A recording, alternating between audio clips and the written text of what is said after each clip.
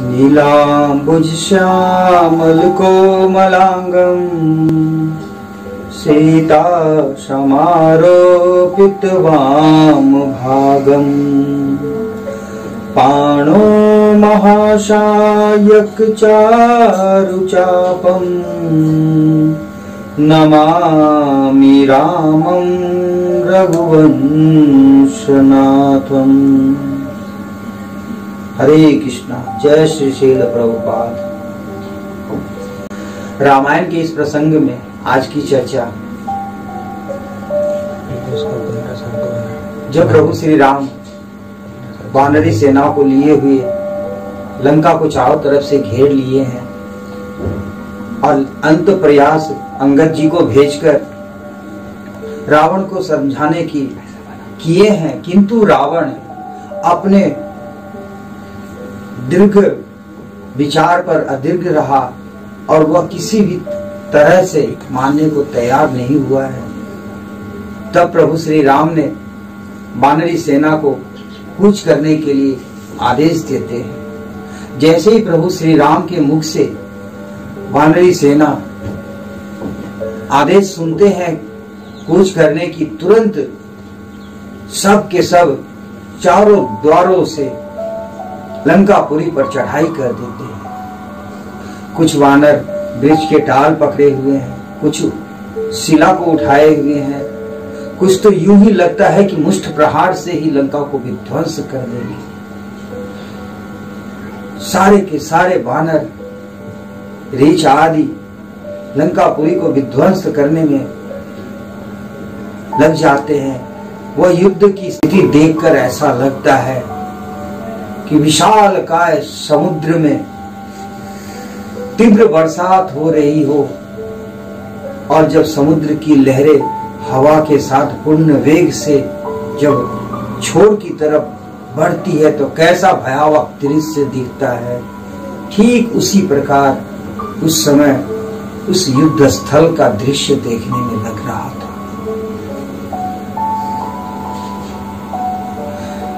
जैसे ही रावण ने देखा है कि वानरी सेना कूच करी है,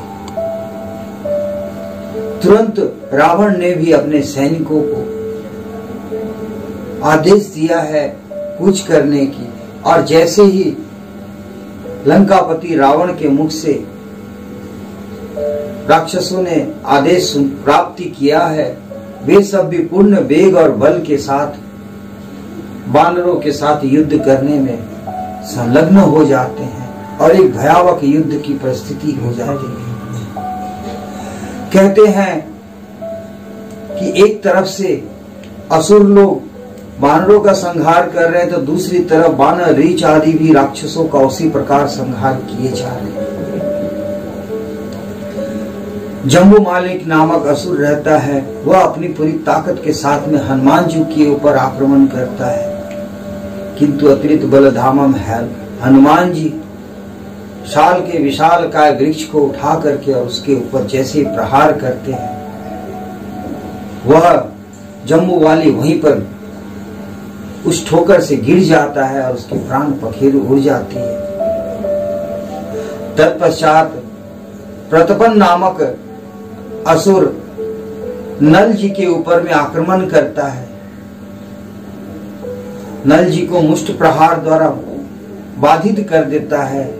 तभी नल एक विशाल काय शिला को उठा करके उसके ऊपर प्रहार करते हैं और उस शिला के प्रहार से वहीं पर प्रतपन की मृत्यु हो जाती है। तत्पश्चात लक्ष्मण जी भी अपने अस्त्र को उठा लेते हैं और अपने तीर धनुष पर कमान चढ़ाए हुए कई सारे बाणों की वर्षा प्रारंभ कर देते हैं और प्रथम बार वो विरूपाक्ष के ऊपर अपने अस्त्र को साधते हैं और जिसके वार को सह नहीं पाता है और विरूपाक्ष की वहीं मृत्यु हो जाती है। तत्पश्चात अग्निकेतु, ऋतुकेतु आदि आदि विशाल विशाल चार राक्षसों का प्रभु श्री राम अपने हाथों वीर गति को प्रदान करते हैं, उन चारों का वध कर देते हैं प्रभु श्री राम।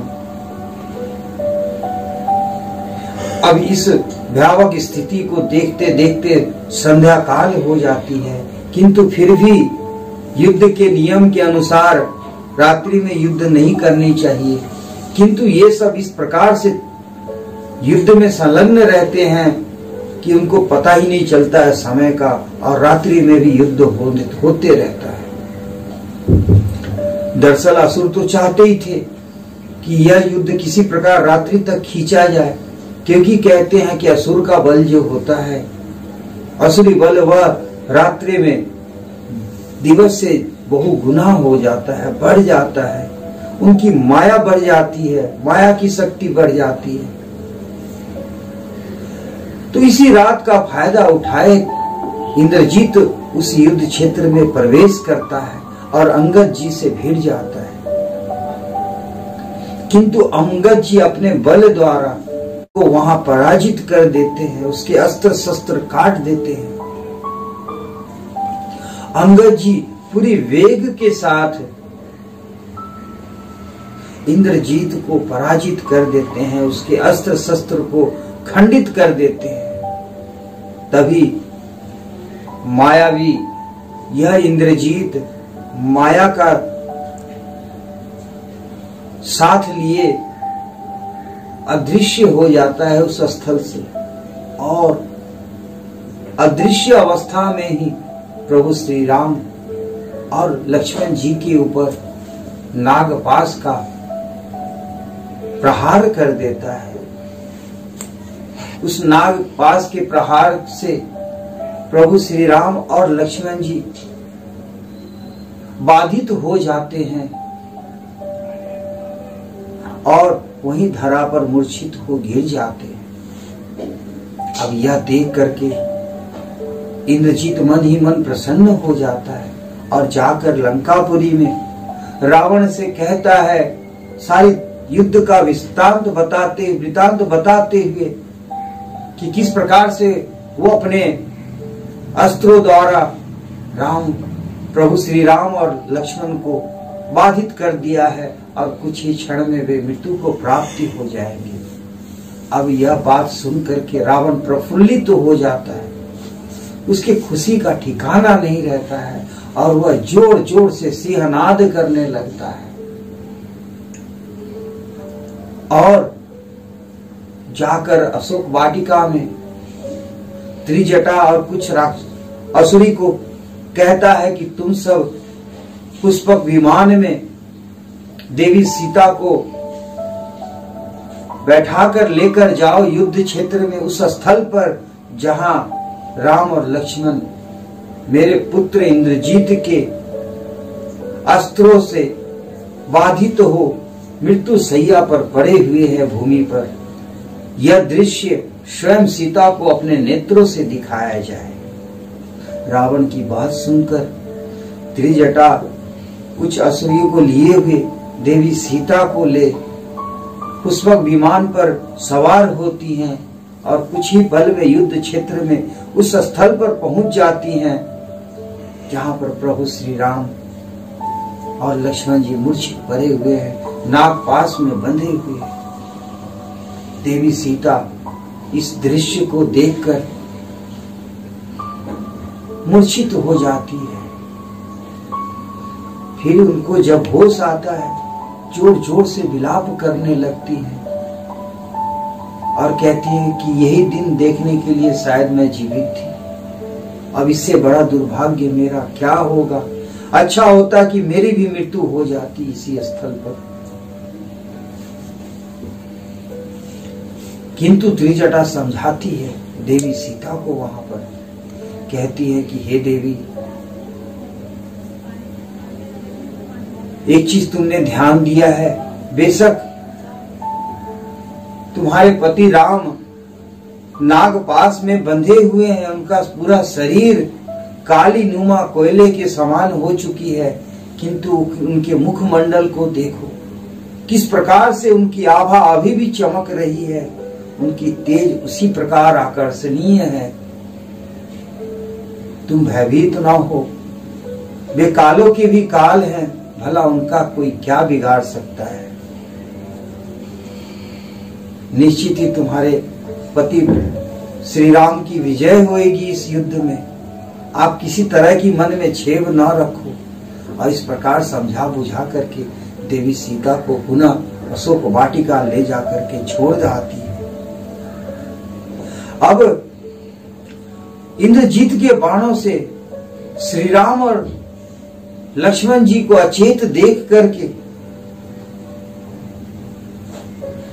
सारे वानरी सेना में शोक छा जाता है। सबके सब व्याकुल हो उठते हैं और सोचने लगते हैं कि अब क्या किया जाए। अब यह युद्ध लड़कर भी क्या करेंगे, क्योंकि जिन प्रभु श्री राम के लिए हम सब युद्ध करने आए थे उनको ही असुरों ने मार गिराया। अब क्या किया जाए आगे। किंतु तभी वहां पर विभीषण आते हैं और आकर के सबको संतावना देते हैं और कहते हैं कि तुम सब चिंता मत करो, यह नागपाश कुछ नहीं बिगाड़ सकेगा, क्योंकि हमारे प्रभु श्री राम कोई साधारण नहीं है, तीनों लोकों के स्वामी हैं, जिन्होंने सारे सृष्टि की रचना करी है, जिन्होंने सारे जगत का पालन किया है। भला उनको कोई क्या बाधित कर सकता है, उनको कोई क्या मार सकता है। इसमें भी प्रभु की कोई निश्चित लीला है। आप सब धैर्य रखिए।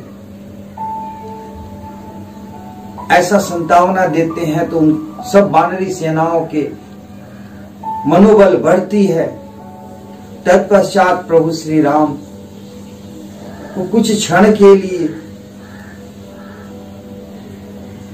मूर्छा खुलती है और वो जब लक्ष्मण को इस प्रकार से भूमि पर मूर्छित देखते हैं तो उनके मन में भी बहुत संतप्त उठता है और वे सोचते हैं कि आज उनके कारण ही लक्ष्मण इतने कष्ट सह रहा है। जब से वो उनके साथ लगा है तब से कुछ न कुछ संकट, कुछ न कुछ कष्ट उसको घेरे हुए है और आज तो उसके प्राण की बन आई है।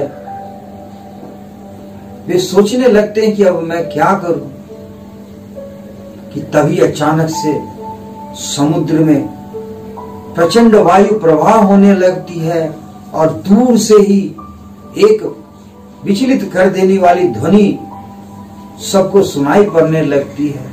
संपादी जी जब अपनी दृष्टिपात करते हैं उस तरफ, तब उनको दिखता है कि गरुड़ जी का आगमन हो रहा है उस तरफ। और देखते ही देखते उस स्थल पर पहुंच जाते हैं गरुड़ जी और आकर प्रभु श्री राम के चरणों में वंदन करते हुए देखते ही देखते नागपाश से मुक्त कर देते हैं प्रभु श्री राम और लक्ष्मण दोनों। उनकी गरुड़ जी की इस कीर्ति को देख करके देवता मुनि भी प्रसन्न होते हैं। उनके ऊपर पुष्पों की वर्षा होती है। तत्पश्चात गरुड़ जी प्रभु श्री राम को वंदन करते हैं और वंदन करके उनसे आज्ञा लेकर पुनः वहां से लौट जाते हैं। और इधर रावण के कर्ण में पता चलता है, उसको खबर लगती है कि इतने बड़े अस्त्र का भी प्रयोग विफल गया, इन दोनों भाइयों को कुछ नहीं हो पाया। यह सोच करके वह बाधित हो जाता है और तिल मिलाए से प्रचंड घोर आवाज करते हुए पुनः राज्य सभा में सबको आमंत्रित करता है और विचार करने को सबको पुनः कहता है कि तुम सब विचार पूर्वक हमें बताओ कि अब आगे क्या करना चाहिए। धूम्राक्ष को युद्ध के लिए भेजता है और उसे सचेत करते हुए रावण कहता है कि वीर धूम्राक्ष, तुम याद रखना इस बात को कि ये दोनों भाई कोई साधारण नहीं है, क्योंकि इंद्रजीत द्वारा इतने बड़े शस्त्र का भी खंडन इन्होंने कर दिया, तो निश्चित ही ये साधारण नहीं है। इसलिए सावधान होकर जाना युद्ध के लिए। धूम्राक्ष रावण की आज्ञा लेकर युद्ध भूमि में पहुंचता है और युद्ध स्थल में पहुंचते ही अपने विशाल भयंकर सेनाओं के साथ में टूट पड़ता है वानरी सेनाओं के ऊपर और उन्हें तितर बितर और बाधित करने लग जाता है। तभी हनुमान जी की दृष्टि बढ़ती है उसके ऊपर और हनुमान जी उसके समक्ष आ जाते हैं और कहते हैं कि बस अब तुम्हारा समय समाप्त हुआ, तुमने जितना पाप करना था कर लिया, अब मरने के लिए तत्पर हो जाओ। और ऐसा कह करके एक बड़ी शिला को उठा करके और उसका प्रहार धूम्राक्ष के ऊपर कर देते हैं हनुमान जी और वहीं उसकी प्राण पखेरु निकल जाती है और वह मृत्यु को प्राप्त हो जाता है। तत्पश्चात वज्रदष्ट का आगमन होता है उस युद्ध क्षेत्र में और वह दक्षिण द्वार से पूरी वेग के साथ अंगद के ऊपर आक्रमण करता है, प्रहार करता है। अंगद भी उनके प्रहार से एक क्षण के लिए तो घायल हो जाते हैं, किंतु तत्पश्चात पुनः वे अपने पूरे बल के साथ में उस वज्रदष्ट का सामना करते हुए उसके ऊपर मुष्ट का प्रहार करते हैं और जिस प्रहार से वज्रदष्ट का भी मृत्यु हो जाता है। जब वज्रदष्ट का वध अंगद के हाथों हो जाता है तब रावण की आज्ञा से अकंपन आदि अनेक सारे असुर युद्ध क्षेत्र में उतर आते हैं और आकर के युद्ध प्रारंभ करते हैं। किंतु देखते ही देखते उन सब को भी इन वीर वानरी सेनाओं ने वध कर दिया है। अब यह खबर जब रावण को चलती है कि लगातार उसकी हार होते जा रही है, पराजय होते जा रही है, उसके एक से एक वीर वीर सैनिक का वध हुए जा रहा है, तो वह तिलमिला जाता है और मन में विचार करने लगता है कि अब दूसरे को ना भेज करके मैं स्वयं ही उस युद्ध क्षेत्र में जाऊं। और ऐसा कह करके वह अपने साथ में अमुक अमुक वीर सैनिकों को लिए हुए स्वयं ही पधार जाता है युद्ध क्षेत्र में और युद्ध स्थल में आकर के घोर युद्ध प्रारंभ कर देता है। सर्वप्रथम तो वह हनुमान जी से भिड़ता है, हनुमान जी के ऊपर मुष्ट प्रहार करता है, तो हनुमान जी उसके प्रहार से कुछ विचलित हुए पीछे चले जाते हैं। तत्पश्चात हनुमान जी भी पूरी वेग से अपना प्रहार करते हैं रावण के ऊपर और उस प्रहार के परिणाम स्वरूप हवा की तरह उछल करके वह भूमि पर गिरता है रावण। एक क्षण के लिए तो वह मूर्छित हो जाता है, किंतु दूसरे ही क्षण वह पुनः उठ खड़ा होता है और हनुमान जी से रावण कहता है कि अति बलशाली हो तुम, निश्चित ही आज युद्ध करके आनंद आया तुम्हारे जैसे वीर के साथ में। तो हनुमान जी कहते हैं कि मेरी दुर्भाग्य है कि मेरी मुष्ट प्रहार के पश्चात भी तुम अभी तक जीवित हो, मैं बलशाली कैसे हुआ। मुझे खेद है कि मेरे प्रहार से तुम्हारी प्राण कैसे न गई। अब हनुमान जी के प्रहार को सह करके रावण दूसरी तरफ तुरंत जहां नील खड़े रहते हैं उस तरफ पहुंच जाता है और पहुंच करके नील के ऊपर में प्रहार करता है। अति वेग के साथ में अग्नास्त्र का प्रहार जब नील के ऊपर रावण करता है तो चूंकि अग्नि के ही अंश होने के कारण नील के ऊपर उसका प्रभाव तो पड़ता है, किंतु वह पुनः स्थिर हो। तत्पश्चात नील को छोड़ करके वह रावण लक्ष्मण जी के समक्ष आ जाता है और लक्ष्मण से भिड़ जाता है और कहता है कि दशरथ नंदन लक्ष्मण, आज तुम्हारी मृत्यु का समय आ गया है, निश्चित ही तुम आज मारे जाओगे। तुम्हें अपने बल पर अति घमंड थी, आज वह घमंड मैं तोड़ दूंगा। और ऐसा कहते हुए श्री लक्ष्मण जी के ऊपर में प्रहार करता है पूरी वेग से रावण। किंतु लक्ष्मण जी उसके अस्त्र को काट देते हैं। तत्पश्चात क्रोधित हो वह रावण लक्ष्मण जी के ऊपर ब्रह्मास्त्र का प्रयोग कर देता है। किंतु उस ब्रह्मास्त्र के प्रहार को सह कुछ क्षण के लिए विचलित तो होते हैं लक्ष्मण जी, किंतु पुनः अपने आप को संभाल लेते हैं और उसके समक्ष अदीर्घ खड़े हो जाते हैं। तभी वह मायावी रावण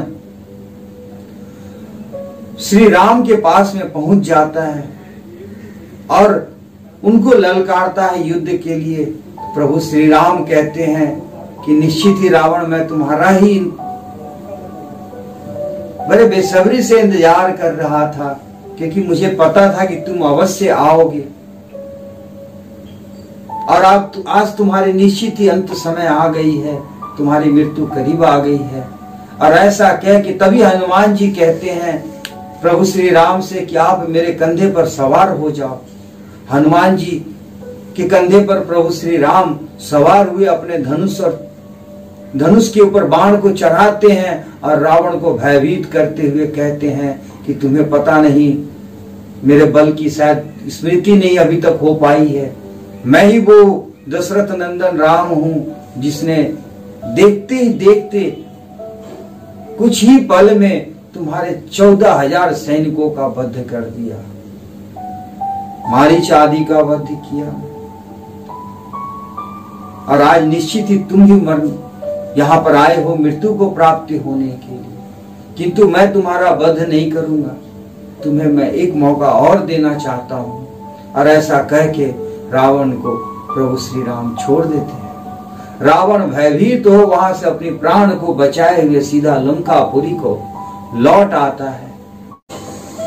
अपनी पराजय से दुखी हो और उत्तेजित हो रावण लंकापुरी को लौट आता है और आ करके भरी सभा में अपने सहमित्रों और मंत्रीजनों से रावण अनुरोध करते हुए कहता है कि निश्चित ही आज मैं अपने अंत को देख रहा हूं।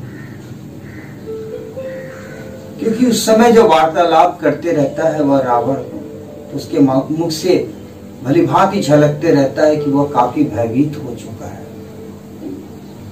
और भय के समय में इंसान अपनी पूर्व घटनाओं को निश्चित ही स्मरण करने लगता है।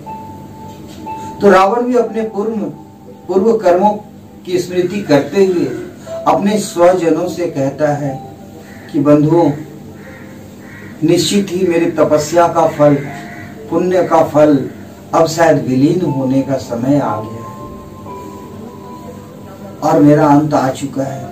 मुझे धीरे धीरे थोड़ा बहुत कुछ याद आ रहा है कि किस प्रकार से ब्रह्मा जी ने मुझे जो श्राप दिया था कि मनुष्य के हाथों तुम्हारी मृत्यु होएगी, क्योंकि मैंने वर तपस्या के बदले में वर मांगते समय में ब्रह्मा जी से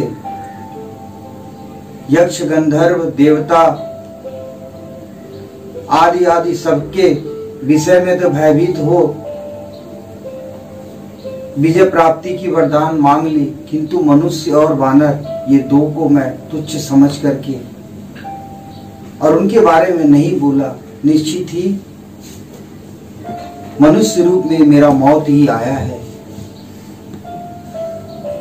रावण काफी चिंतित है और प्रति क्षण वह इधर से उधर विचलित हुए भ्रमण करते रहता है, टहलते टहलते, और अपने सभासद में कहता है कि आज मुझे इक्ष्वाकु कुल के राजा अनरण्य का भी स्मृति आ रहा है और यह रघुनंदन दशरथ नंदन राम कोई और नहीं, उसी इक्ष्वाकु कुल का है। उन्होंने मुझे अचेत किया था कि मेरे कुल में एक ऐसा वीर श्रेष्ठ आएगा जो तुम्हारे पूरे कुल का, पूरे तुम्हारे वंश का विनाश कर देगा और तुम्हारे मृत्यु का कारण भी होगा।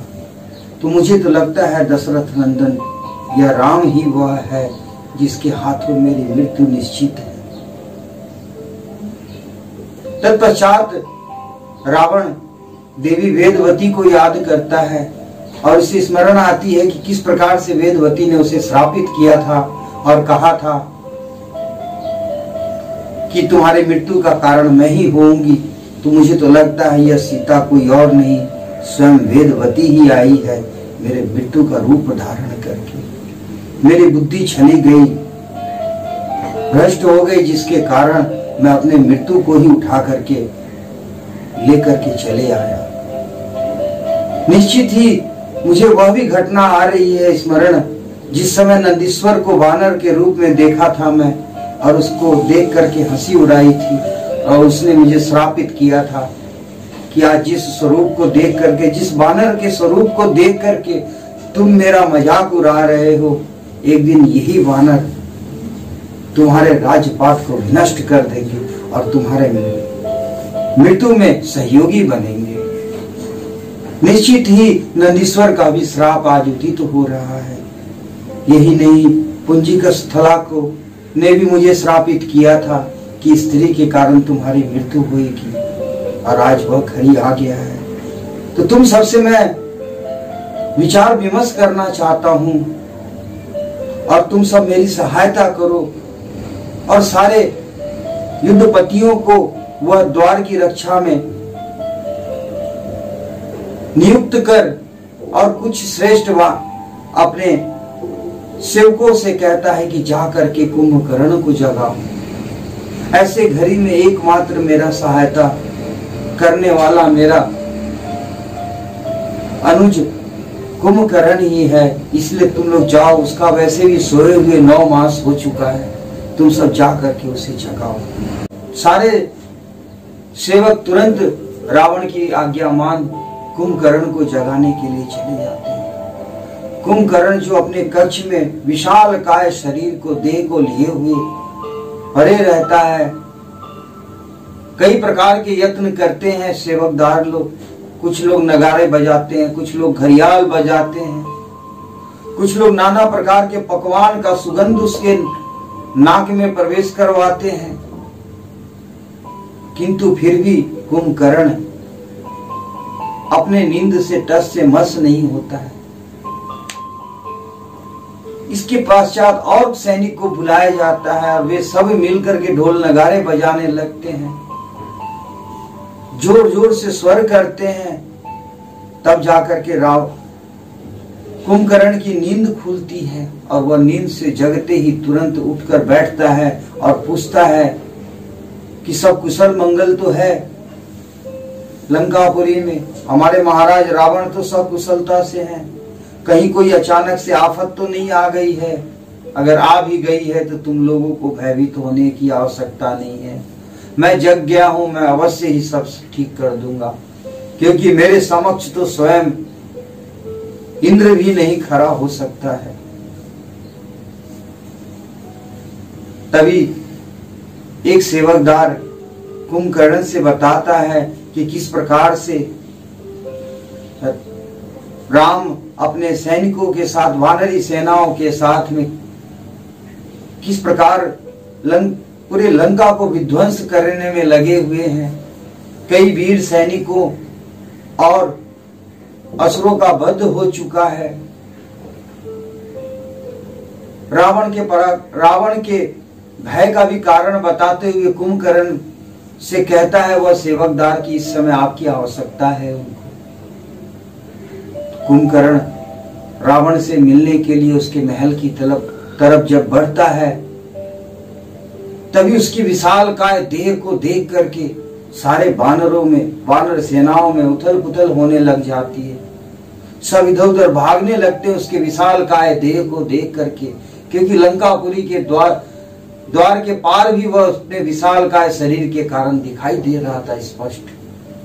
प्रभु श्री राम की दृष्टि जब उस कुंभकर्ण पर जाती है तो वे विभीषण से पूछते हैं कि महाराज विभीषण बताओ तो सही, ये रावण के राज्य में कौन ऐसा वीर है जो इतना विशाल काय अपनी शरीर को धारण किए हुए है? निश्चय ही यह कोई वीर जान पड़ता है। तो विभीषण बताते हैं कि यह रावण का छोटा भाई कुंभकर्ण है। यह जन्म लेते ही अति पराक्रमी था और इसकी पेट, इसकी उदर जो थी वह कभी भरती ही नहीं थी। इसके कारण दिन भर वह प्रजाजनों को ही खाने लग गया। इसके कारण सारे देवता त्राहिमाम करते हुए ब्रह्मदेव के पास पहुंचे हैं और जाकर के बताए हैं कि पुलस्त्य के कुल में ऐसा एक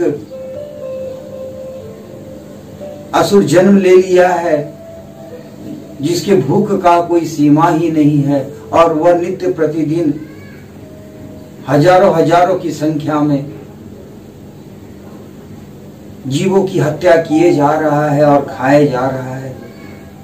रक्षमाम प्रभु, आप ही दया करें और कुछ हम सब की रक्षा करें, नहीं तो इस प्रकार अगर वह भोजन अपने ग्रास में सबको अगर समाते गया तो एक दिन सृष्टि में कोई भी जीव बचा हुआ नहीं रहेगा। तो देवताओं के और इंद्र के निवेदन को सुनकर ब्रह्मदेव कुपित हो तुरंत पहुंचते हैं कुंभकर्ण के समक्ष और उसे श्राप देते हुए कहते हैं कि जाओ, आज से तुम मृत शैया पे सोए हुए शव के समान सदैव सोए हुए ही रहोगे। ऐसा श्राप जब दे देते हैं ब्रह्मदेव तो रावण तुरंत हाथ जोड़ करके ब्रह्मदेव के समक्ष नतमस्तक हो जाता है और उनसे निवेदन करते हुए कहता है कि हे प्रजापति, आपने जो वचन दे दिया उसकी तो पूर्ति होनी ही होनी है, किंतु मैं आपसे निवेदन करता हूं कि इस प्रकार मैं उसके बिना नहीं रह पाऊंगा, आप कुछ उसकी युक्ति करें। तो ब्रह्मदेव दया खाते हुए कहते हैं कुंभकर्ण से कि तुम 6 मास सोओगे, तत्पश्चात 1 दिवस के लिए जगोगे और उस 1 दिवस के लिए जगोगे तो तुम्हें जितनी भोजन करनी होगी वो 1 दिवस में कर लोगे, तत्पश्चात पुनः तुम 6 महीना का निद्रा में चले जाओगे। इस प्रकार वचन दे करके ब्रह्मदेव वहां से चले जाते हैं। ये वही कुंभकर्ण है जिसने अपने बल द्वारा इंद्रजीत को भी पराजित कर दिया। सारे देवता लोग इससे भयभीत होते रहते हैं। यह जब अपने हाथ में शूल लिए हुए रण क्षेत्र में उतरता है तो स्वयं इंद्र भी कंपित हो जाता है उसके अद्भुत बल प्राकष्ट को देख करके। विभीषण जी द्वारा के मुख से प्रभु श्री राम जब कुंभकर्ण के संदर्भ में सुनते हैं तब उनको यह एहसास होता है कि किस प्रकार रावण के सानिध्य में एक से बढ़कर एक बलशाली और अति बलशाली योद्धाओं का समूह है, किंतु धर्म परायण न होने के कारण आज वह अपनी पराजय की तरफ बढ़े जा रहा है। कुंभकर्ण जब रावण के महल में पहुंचता है तो रावण से देशकालीन चर्चा करते हुए रावण को समझाता है कि यह तुमने ऐसा क्यों किया, क्या तुम्हें भान नहीं कि राम कितना बलशाली है। एक साधारण मानव कभी भी 100 योजन समुद्र पर बांध नहीं बना सकता है। 14-14 हजार सैनिकों का एक बार में वध कर देवे, ऐसा कोई साधारण मानव के अंदर शक्ति नहीं है। इस पर भी तुम नहीं समझ पा रहे हो, लगता है तुम्हारी बुद्धि उन्मति हो गई है। क्योंकि कहा गया है कि देश कालीन विहीन कर्मणि विपरीततवत क्रियमाणानि दुष्यन्ति हर्विष्य द्रप्ततृष्ण। जो कार्य, तात्पर्य की जो कार्य उचित देश काल न होने पर विपरीत स्थिति में किए जाते हैं वे संस्कारहीन अग्नियों में होने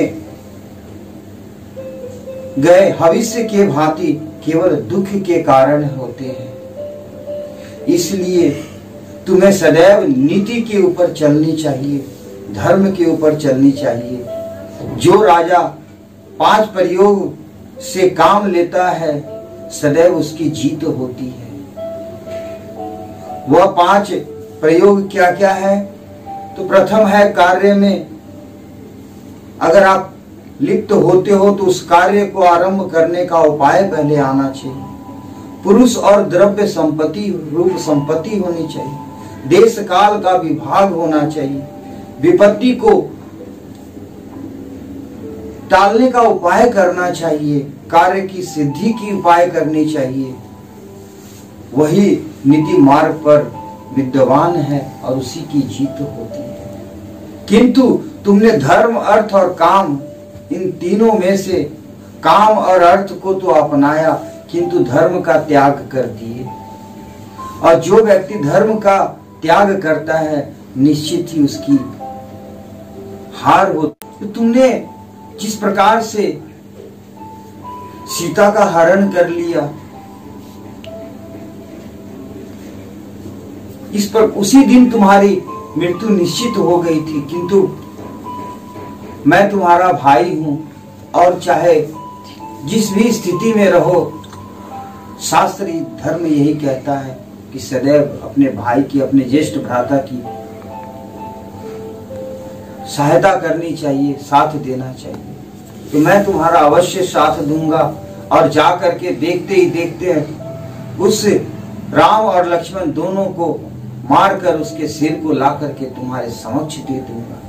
ऐसा संकल्प कर कुंभकर्ण अपने पूरे वेग के साथ में रण क्षेत्र में कूच करने के लिए तैयार होता है। तभी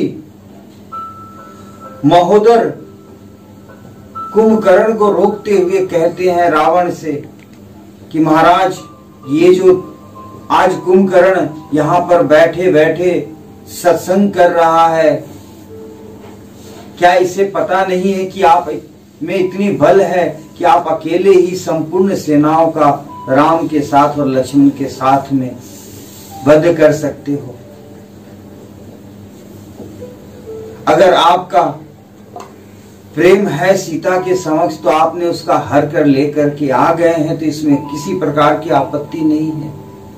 क्योंकि हम असुरों का तो धर्म ही है कि हर करके लेके आना और उसे अपने पत्नी बनाना। मैं तो कहता हूं कि आपको भयभीत होने की कोई आवश्यकता नहीं है। आप बस यहीं महल में बैठे रहो। मैं कुंभकर्ण और 1-2 अमुक असुरों को साथ में लिए हुए जाता हूं और जाकर के राम के साथ में युद्ध करता हूं। निश्चित ही बलशाली कुंभकर्ण राम के साथ में लक्ष्मण का भी वध करने में निपुण है, तो वे निश्चित ही राम और लक्ष्मण का वध कर देंगे। और इस प्रकार से देवी सीता को पता चलेगा, राम और लक्ष्मण का वध का सूचना मिलेगा, तो वे भी टूट जाएगी। अगर मान लीजिए किसी कारण से राम अगर ज्यादा बलशाली निकला और हम सब अगर उसके हाथों फंस भी जाते हैं, तो हम सब खून से लिप्त, उस बानरों के खूनों से लिप्त हुए वहां से शोर करते हुए, अपने विजय घोषणा करते हुए भाग करके आ जाएंगे आपके समक्ष और आपसे आकर के बताएंगे कि हमने सोए राम और लक्ष्मण दोनों का वध कर दिया, उनको मार दिया है। आप भी प्रसन्नचित्त हो करके विजय उत्सव मनाइएगा। सबको आदेश दीजिएगा कि आज सबको बहुमूल्य उपहार प्राप्ति होने वाली है, क्योंकि राम और लक्ष्मण युद्ध में मेरे भाई कुंभकर्ण के हाथों मारा गया है। अब यह सूचना जब देवी सीता को मिलेगी, निश्चित ही वे टूट जाएंगी और बिना युद्ध के ही वो आपके होने के लिए स्वीकृति दे देगी। किंतु कुंभकर्ण वहां फटकार लगाता है और महोदर से कहता है कि तुम कायर जैसी बात ना करो, मैं जाता हूं और जा करके युद्ध में राम और लक्ष्मण दोनों का वध करके आता हूं। ऐसा दृढ़ निश्चय करके कुंभकर्ण निकल जाता है और युद्ध क्षेत्र में पहुंच जाता है। विशालकाय अपने शरीर को लेकर के, कहते हैं कि उस समय उसका शरीर का आकार ऐसा था जैसा लग रहा था कि जिस समय वामन देव के रूप में भगवान अपने पग द्वारा पूरे लोक को माप रहे थे, कुंभकर्ण की भी जो पग थी वे भी उसी प्रकार पर्वताकार दिख रही थी, जान पड़ रही थी। उसके पैर के नीचे कई सारे बानर कुचल कर मरने लग गए। कुछ बानर कुछ पूरे वेग से उसके ऊपर प्रहार करते, किंतु उस प्रहार से कुंभकर्ण को कुछ भी क्षति ना हो पाता। तभी हनुमान जी ने एक विशालकाय शिखर का प्रहार किया है कुंभकर्ण के ऊपर, किंतु उस प्रहार से तो कुंभकर्ण को कुछ नहीं होता है, किंतु कुंभकर्ण अपने अस्त्र द्वारा, मुशल द्वारा हनुमान जी के ऊपर बहुत जोरदार प्रहार करता है, जिस प्रहार को सह नहीं पाते हनुमान जी और वहीं गिर जाते हैं। तत्पश्चात वह सुग्रीव के समक्ष पहुंचता है। सुग्रीव जी भी कुंभकर्ण से युद्ध करते हैं, किंतु सुग्रीव जी की भी बल कुंभकर्ण के बल के समक्ष कमजोर पड़ जाता है और कुंभकर्ण सुग्रीव जी को लिए हुए सीधा लंकापुरी में पहुंच जाता है। अब यह दृश्य जब वानर लोग देखते हैं तो मन ही मन भयभीत हो जाते हैं कि अब युद्ध का क्या होगा। इधर दबोचे हुए जैसे ही कुंभकर्ण सुग्रीव जी को लिए हुए लंकापुरी में प्रवेश करता है, तभी हर्षनाद होने लग जाता है और सभी असुर जितने राक्षस गण हैं सब के सब पुष्प वर्षा करने लगते हैं। कोई शीतल जल का छिड़काव करता है और कोई ठहाके लगाकर जोर जोर से हंसना प्रारंभ करता है। तभी सुग्रीव जी की मूर्छा छूटती है और सुग्रीव जी सोचते हैं कि इस प्रकार से तो अगर मैं इसके हाथों बाधित हो गया तो जीते जी ही युद्ध हारी जाएगी, पराजय हो जाएगी हमारी, मुझे अवश्य कुछ करना चाहिए। और उन्होंने पूरे ताकत से अपने नख द्वारा उसके शरीर को चीरना प्रारंभ कर दिया है। अपने तेज धारदार दांतों द्वारा उसके नाक और कान को काट दिए हैं, जिससे रक्त की धारा प्रभावित होने लग गई है। और कुंभकर्ण क्रोधित हो सुग्रीव जी को तुरंत भूमि पर पटक देता है और पटक करके उनको रगड़ना प्रारंभ कर देता है भूमि पर। तभी पूरी वेग से बल के साथ में सुग्रीव जी उसके हाथों छूट करके सीधा प्रभु श्री राम के समक्ष पहुंच जाता है। क्रोधित हो तुरंत रण क्षेत्र में पुनः वापस लौटता है और अपने गदा का प्रहार अंगद के ऊपर में करता है। तभी हनुमान जी अंगद की रक्षा करने के लिए प्रस्तुत हो जाते हैं और कुंभकर्ण के गदा को, जो कई प्रकार के धातुओं से बना हुआ कठोर में वज्र के समान कठोर गदा था, उस गदा को तोड़ देते हैं। अब गदा को टूटा हुआ देख करके थोड़ा चिंतित हो जाता है कुंभकर्ण, किंतु तभी वह मूसल उठा लेता है हाथ में और उसका सामना होता है सुमित्रा नंदन लक्ष्मण से। लक्ष्मण जी अपने बाणों की प्रहार से पूरे कुंभकर्ण के शरीर को ढक देते हैं, किंतु कुंभकर्ण एक ही झटके में सारे घेराव को तोड़ते हुए पुनः लक्ष्मण जी के समक्ष बढ़ने लगता है। तभी लक्ष्मण जी अपने तेज धार चंद्र समान अस्त्र का प्रयोग करता है। लक्ष्मण जी के उस अस्त्र के प्रहार से कुंभकर्ण के शरीर से रक्त धारा प्रभावित होने लग जाती है और उस समय कुंभकर्ण लक्ष्मण से कहते हैं कि निश्चित ही तुम्हारी उम्र कम्र होने के बावजूद तुम एक अच्छे योद्धा हो। आज मुझे तुम्हारे साथ युद्ध करके बड़ी संतुष्टि हुई है, किंतु मुझे तुमसे युद्ध नहीं करना है, मुझे तो तुम्हारे भाई राम से युद्ध करना है, मुझे लेकर चलो उसके पास में। लक्ष्मण जी कहते हैं कि तुम पहले मेरा ही सामना नहीं कर सकते हो तो वज्र के समान विशाल काय बलशाली प्रभु श्री राम की तुम क्या तुलना करते हो। किंतु कुंभकर्ण लक्ष्मण जी के बात को ध्यान न देते हुए उस तरफ कूच करता है जहां प्रभु श्री राम रहते हैं, और वहां पहुंच करके प्रभु श्री राम को युद्ध के लिए आमंत्रित करता है, आह्वान करता है, उत्तेजित करता है। प्रभु श्री राम कुंभकर्ण के भाववृत्ति को समझ जाते हैं और अपने अस्त्रों का प्रयोग प्रारंभ कर देते हैं कुंभकर्ण के ऊपर, जिसका परिणाम होता है कि कुंभकर्ण के शरीर से रक्त धारा प्रभावित होने लग जाती है। वह मुसल से प्रभु श्री राम के ऊपर प्रहार करने का प्रयास करता है, किंतु प्रभु श्री राम अपने एक ही बाण से उस मुसल को ध्वस्त कर देते हैं। अब इस पराक्रम को देख करके कुंभकर्ण भयभीत हो जाता है। तभी प्रभु श्री राम की तरफ जब कुंभकर्ण बढ़ता है, लपकता है पकड़ने के लिए, उनके समक्ष विभीषण आ जाता है और विभीषण जी डट जाते हैं युद्ध करने के लिए। आज भाई ही भाई के साथ युद्ध करने के लिए तत्पर है, किंतु यहाँ भेद है, एक भाई धर्म के साथ है और एक भाई अधर्म के साथ है।